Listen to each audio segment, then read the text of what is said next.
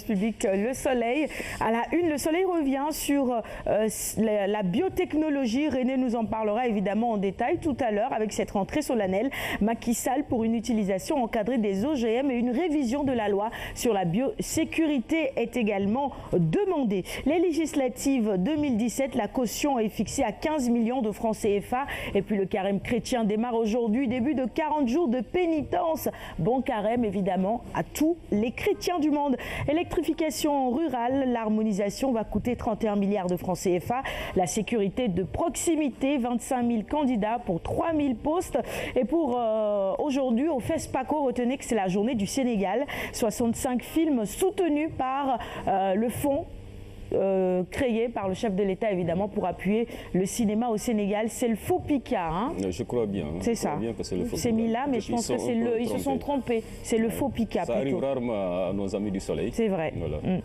C'est le fond. Donc c'est bien le FOPICA. Allez, le meurtre de l'étudiant marocain, René nous en parlait tout à l'heure également dans les titres. 5 présumés meurtriers arrêtés. Et cette visite de la secrétaire générale de la FIFA, vous avez pu voir les images également dans le journal hier. Les bonnes nouvelles de Madame Fatma Samoura. Et non Soumaré, Samoura, c'est bien cela. Avec évidemment cette annonce, on va créer un bureau de la FIFA ici au Sénégal. Au Sénégal, c'est une bonne chose, hein. Ça permettra à la FIFA de se rapprocher davantage de ces pays africains-là, quand on sait l'importance du football ici en Afrique. En tout cas, c'est une nouvelle politique initiée par Madame Samoura, qui s'y connaît, parce que quand en matière de management d'administration, elle est assez outillée, raison pour laquelle Giannino Infantino a fait appel à elle, et parmi tellement de candidatures, hein, elle est sortie du lot, donc ça honore aussi le Sénégal, la forcément. Femme sénégalaise aussi, hein, et ça arrache un sourire à notre invité du jour, hein, Madame Sow. Donc pour vous dire que au Sénégal vraiment on a des experts de qualité, hein. Et des femmes surtout de qualité. De qualité. Il faut préciser cela aussi. Des hommes de qualité. Des femmes surtout. Allez, on passe à la une du quotidien L'Observateur avec l'Observateur qui titre à sa une « Fin de cavale d'un ennemi public ». Le récit de l'arrestation musclée d'un sanguinaire. L'échange de coups de feu entre Tchalé et les policiers. Il s'est rendu après avoir vidé son chargeur, auteur présumé de plusieurs cambriolages et meurtres. Il s'est évadé de Rebeuss en 2015 en compagnie de Boy Djiné.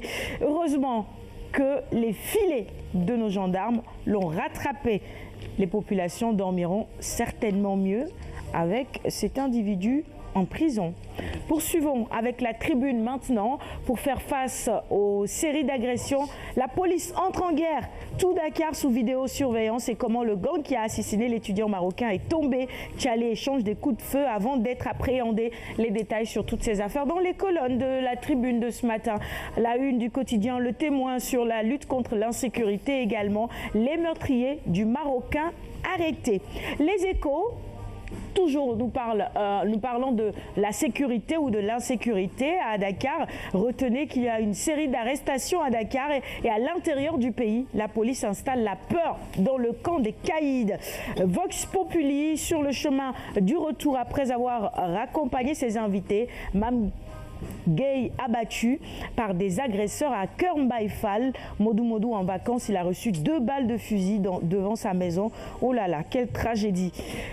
Quelle tragédie, on se demande ce qui se passe véritablement. Heureusement que la police est là et que les choses vont se corser évidemment.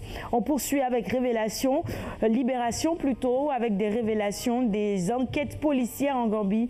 Yaya Jammeh, assassin en chef.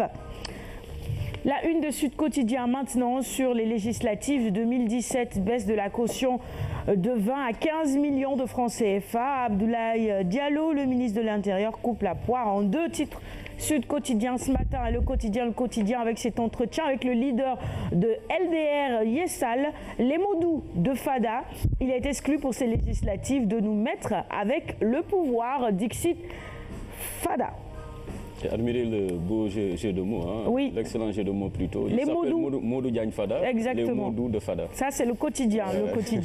Réumi quotidien maintenant sur le Parti démocratique sénégalais, le PDS, la dislocation de trop Benno Bokk Yakaar, une majorité minoritaire, APR, une alliance sans alliance. En tout cas, c'est une actualité politique et tout ceci est décortiqué dans les colonnes de Réumi ce matin. Stade maintenant, quotidien spécialisé en sport. Espagne, 25e journée ce mercredi, Real-Barça, le duel à distance. Sport 11 nous propose comme titre ce matin la suite de l'entretien avec El Hadj Ousseynou Diouf, un clan s'accapare de notre football. Bon, il faut dire aussi que ce quotidien appartient à El Hadj Ousseynou Diouf. Hein. Sunu Lamb, maintenant, la une de Sunu Lamb pour poursuivre cette revue des titres. Barrow Askanui prend sa retraite après 45 ans. Ah, eh ben regardez, grandeur et décadence d'un champion.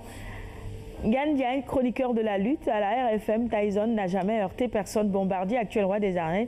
J'ai toujours eu du respect pour lui. Qu'est-ce qu'on nous annonce? La retraite de Tyson, c'est bien cela. Oui. Ouais. Il a été atteint par l'âge limitant qui est fixé à 45 ans en activité. Donc, qu'il le veuille ou non, il est obligé d'aller à la retraite. Il y a des gens qui pensaient qu'il allait livrer un dernier combat avant de partir, non? Ce ne sera pas le cas en tout cas. Ça n'a pas été le cas. Voilà. Vu ses dernières performances, peut-être que c'est mieux. Il aurait été très difficile d'avoir un combat quand même de haute facture. De toute façon, il reste quelqu'un qui a puisqu'il est atteint par la limite d'âge aussi. Mais il a fait son temps dans la lutte quand même. On termine avec Vox Sport maintenant.